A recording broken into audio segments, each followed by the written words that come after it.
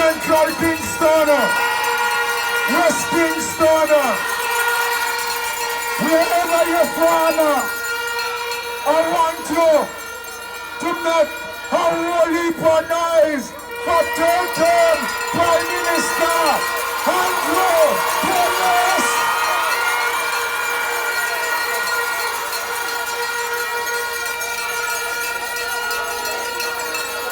Prime Minister, well, only right.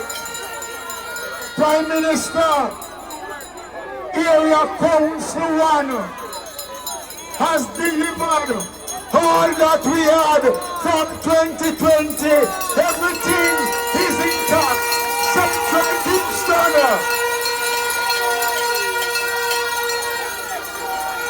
is in the winning column of the Jamaica Labour Party. Prime Minister, the people of Central Kingston have rid themselves of a potential nightmare. They want the same impactful leadership that we have had from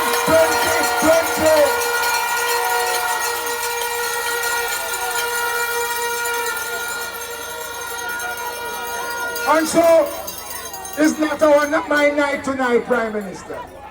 Because I was doing the same thing as you when I got the news. And we spoke and we said, we have to come share the joy. So, Labour Rights, what time is it? What time is it? So, Prime Minister, 1 term. Prime Minister, 2 terms. Prime Minister, 3 terms. And no, Holness.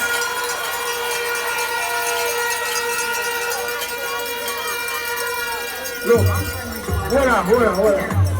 hold on. I was, listen to me. Donovan, you are going to make me get beaten.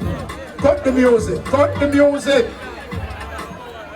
So Donovan, me never going to get no beaten. The next, your parliament, the man who was a member of parliament for the last 5 years, gonna give you 5 more in the third term. I want you to welcome, just to greet you again, Donovan William.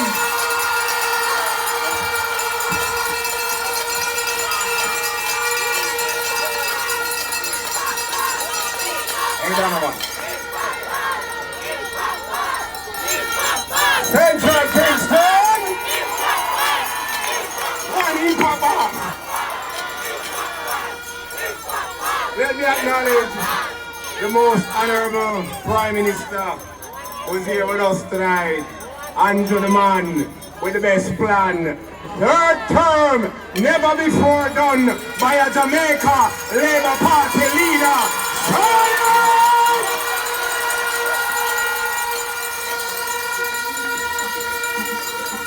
Andrew Michael Holness will go down in history as the Prime Minister and the party leader of the Jamaica Labour Party who has taken it into its 3rd term. That is history. Show him around! Want to recognize Deputy Leader, Area Council 1 Chairman, West Kingston Member of Parliament, the Honourable Desmond Mackenzie.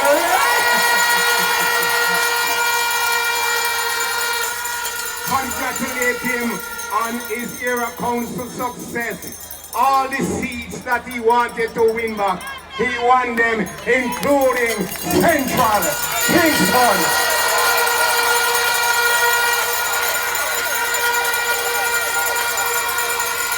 And I know last night he was having a little more grey hairs, but he's cool tonight. What do you think? No Labour Rights, I talked all evening. And I thank you. We were here for hours and hours. And tonight we have the boss. The man with the plan. One Brogan. One Andrew Holness. Look here. Let me tell you something. The amount of, hey, look here man. The man back Brad. instruct. Hey, look here. They go after him. But guess what? He has survived. God, guess what? Who God bless. Yo, man. And so we are happy, Prime Minister, Party Leader, to deliver Central Kingston to you. Respect people. Thank you for your support. Let's hear it. Hold on. Let me give back the boss the mic, please. Let me give back the deputy leader so that he can properly introduce the boss. But you know, it would be unfair to come to Central Kingston and to ask the other Williams, the new member of parliament for Central Clarendon, the man that you are the convener, former mayor of Kingston, Delroy Williams.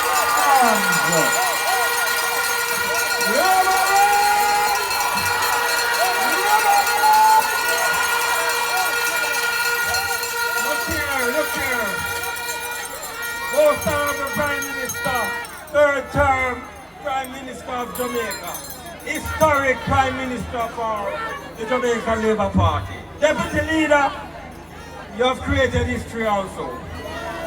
You created it when you secured 9 constituencies in 2020 for Era Council 1. And you have again secured 9 constituencies for Era Council 1. Remember right? Last night when I was speaking to Donovan, I felt good because the confidence was there. When he said to me, fella, me nah make you go down a Duke Street without me, you know.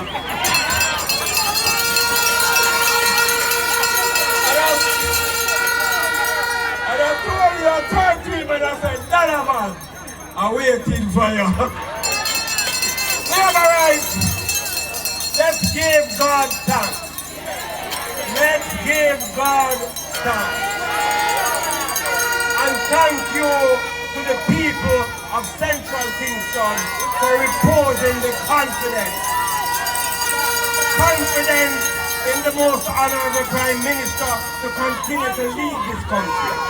Confidence in Donovan Williams to be able to continue to lead this constituency.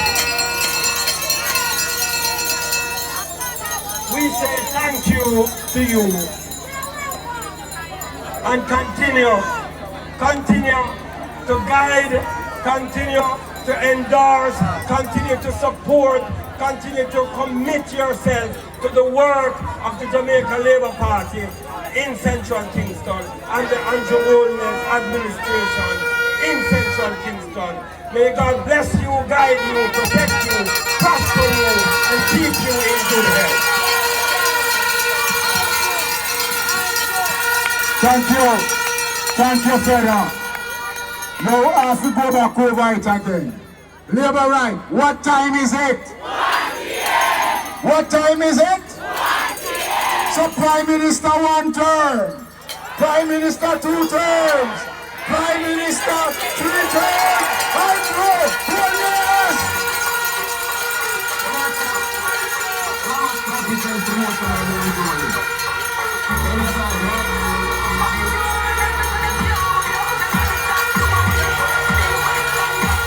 Central Kingston!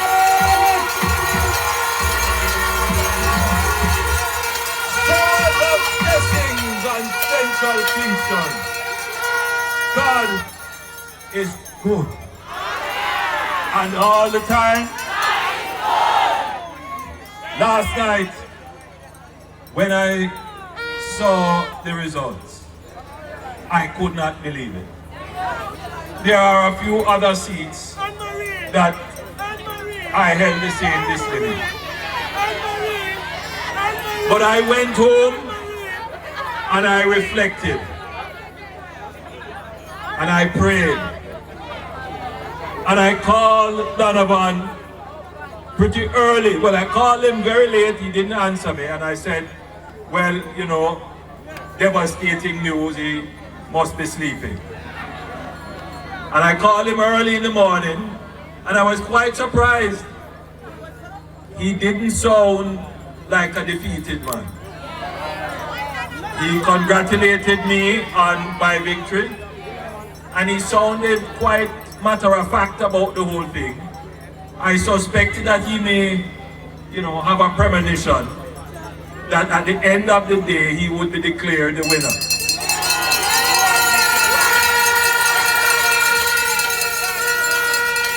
I say this because I have known Donovan and Delroy for many years. Both of them have roots in West Central St. Andrew. And I know them to be men of faith, strong believers in God. And I know they would have done their prayers and their family would have prayed for them. And as I reflected on the results, I said to myself, Donovan is a hard worker. Donovan is someone who gave his all to the constituency.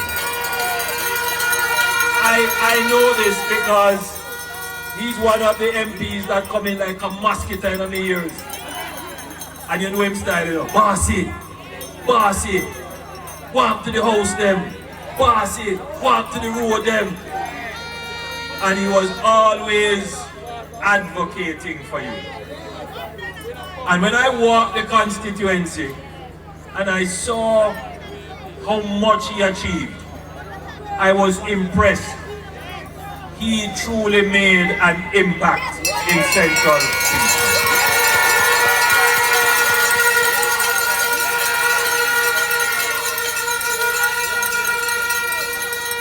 Now, I don't like to speak ill of anyone, and I don't want to take away from anyone. But I am firmly of the view that were there to be a change, we would lose the momentum in Central Kingston for the development that Donovan has started.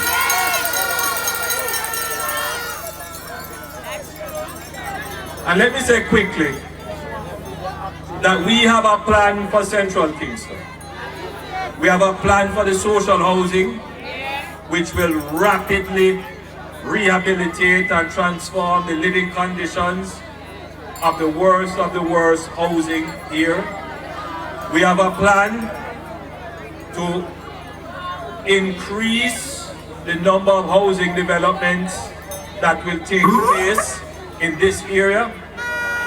We have a plan to address the social infrastructure, your football and netball and your community centers. We have a plan to ensure that the young people in this area are employed, because we know there is a fairly high level of youth unemployment in the area. We have a plan to ensure that this community remains a peaceful community.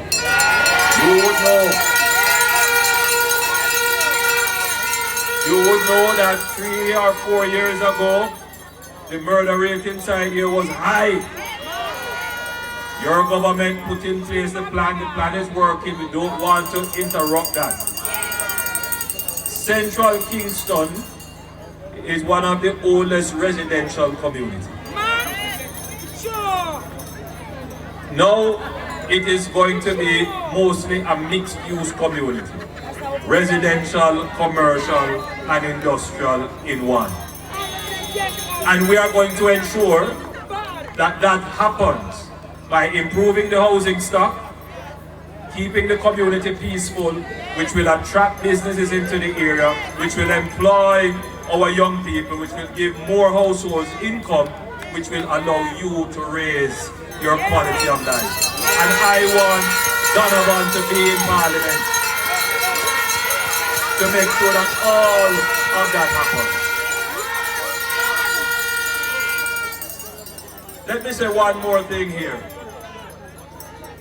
The PNP have always held this seat, and they have held it for a long time, and they believe they have a title to it, and they have behaved in the most obnoxious way. I visited here, and I must clarify, I saw some PNP who were behaving angrily, as if we took away something from them that they own.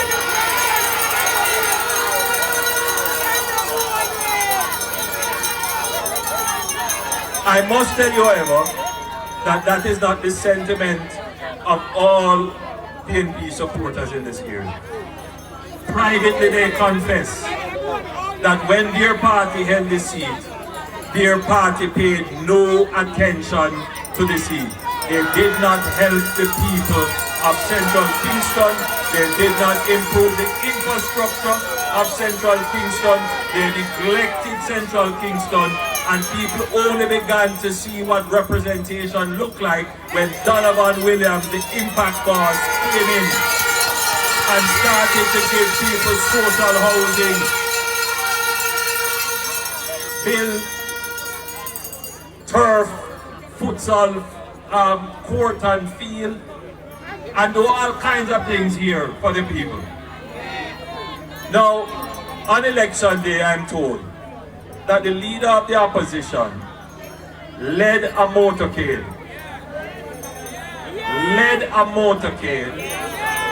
and entered polling stations for which he was not an elector. He's not on the voters list here. He had no business here.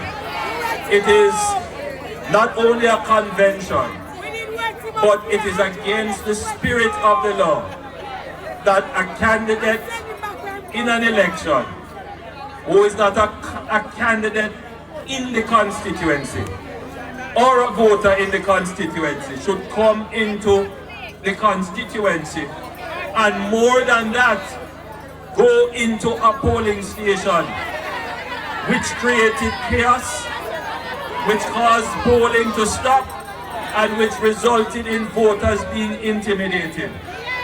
It is unbecoming and should be sanctioned by the relevant authorities. It is a breach of our electoral code, and it should not be countenanced. We are coming from a far way with these kinds of behavior. It is a bad example. But I want to thank you, the people of Central Kingston, everyone who voted, whether you voted for the Jamaica Labour Party or you voted for the PNP. That you voted is important. You contributed to the establishment of the government and the strength of our democracy. So I want to thank everyone who voted.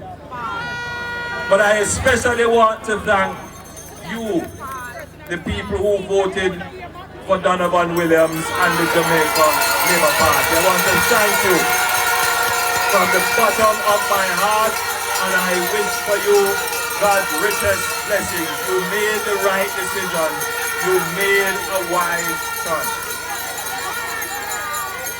Lastly, this election was a test as to whether or not Jamaica's democracy evolved. There are many Jamaicans who still do not vote on the performance of a government. They vote on emotion, sentiment, and tradition. I cannot say whether or not that is legitimate. For me personally, I consider myself to be, yes, human and therefore emotional, but I am human and also logical. So I have to vote on things that make sense. And if a government performs, then I must reward the government. Because if we start to vote on governments that don't perform, then that means that you're likely to get governments that don't perform. So you have to set the tone as the voter. You must vote for performance. In every labor right, this is the core of every labor right. If your party isn't performing, you are the first to cost the party. You are the first to hold the party to account. You are the first to tell me that you're not performing, because we are rational people, we are logical people, and we are people who believe in merit. You must eat by the sweat of your brow. You must earn money by working. Labor rights at their core are ambitious, hard-working, industrious. Other people don't believe in that. So, I think that we have largely passed the test, especially here in Central Kingston, of rewarding MPs and governments that perform.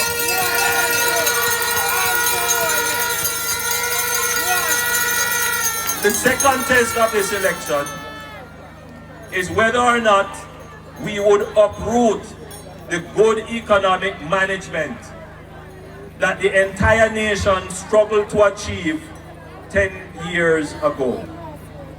The PNP came with promises that would have destroyed our economy. And I know that there are educated people who believed in the promises that they made, selfishly thinking that they would get something. Let me tell you, labor rights, PNP listening on the outskirts, people watching on social media, there is nothing free. There is nothing free. If you get it and you didn't pay for it, it doesn't mean it was free. Somebody else is paying for it. And if you get it today and you didn't pay for it, you are going to pay for it in the future. We fought hard to build an economy that is not going to try and fund its development on debt. We worked hard to build an economy that will fund its development by expanding the tax base, not by increasing taxes, but by increasing the number of persons who are working and therefore contributing to the revenues of the country. We have worked hard to build an economy that is growing consistently, so that the revenue that is generated is from the increase in the productivity of the people and not in the taxes of the people. And we are there now. And what the PNP was proposing to do was to come in with a shovel and shovel out what you all have created using teaspoon to build. But more than that, the PNP was coming to redistribute wealth from the poor to the rich. They were proposing to take up 75 billion Jamaican dollars. That's twice the size of the Spark program that is fixing Motion detected at your front door. across Jamaica. And they would give it to 114,000 people earning more than $1.8 million a year. How many of you here earn $1.8 million a year? Very few. Who would pay for it? All of you. All of you. We dodged the bullet. We dodged the bullet.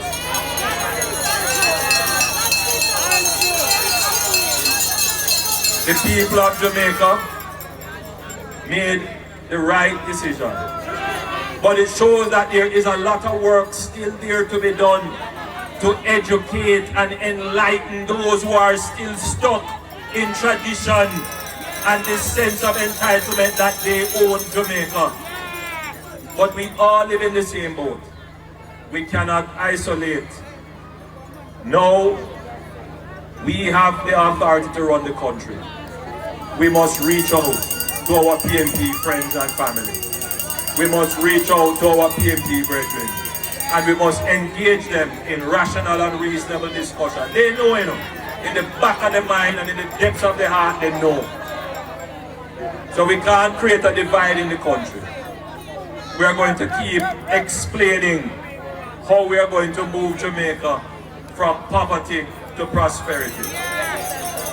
The PMP say a thing which I found so strange, and I'm going to close now, but since I have you here and you are such a wonderful audience, there are some things to explain. In the 1970s, the PMP decimated this country, and in particular, they decimated the middle class. The middle class are not necessarily rich people. They just earn a particular level of income and have access to better public services. There was a famous statement that said, if you don't like what I am doing, 5 flights a day to Miami. And our middle class fled, not only to Miami. Half of Cayman is Jamaican. Almost half of Antigua is Jamaican. All over the world, our middle class, the people who we spend money to educate, left because of the PNP. So when I hear the PNP come and say they are using this $3.5 billion tax threshold as a means of building the middle class, I say, these people really don't understand how a middle class is built. You don't take money from the poor to create a middle class. No, because if you do that, you create even greater income inequality in the society. How you build a middle class is when you increase the minimum wage for a household helper, the nail technician, the bartender, the merchandiser. Those people who are earning just around minimum wage, so that their children can get a better education, get to college, and then get a better income, and then step up in a life. That is how you build the middle class out of the working class. And that is the process, because every one of you here who are working class, your ambition is for your children to become middle class. All of you want your picnic to pass to the best school. All of you want your picnic to get the best education, because you know that progress and prosperity is when your children do better than you. So the PNP policy turned upside down. It is the Jamaica Labour Party that truly cares for the working class and the poor. We are the ones that are lifting more people out of poverty than ever before in the history of Jamaica. We are the party that cuts absolute poverty in this country by half. So I say to all the people who consider themselves middle class and who would say, yeah man, I want more. The country can't grow like that. We are all in one boat. And we need policies that are going to lift everyone.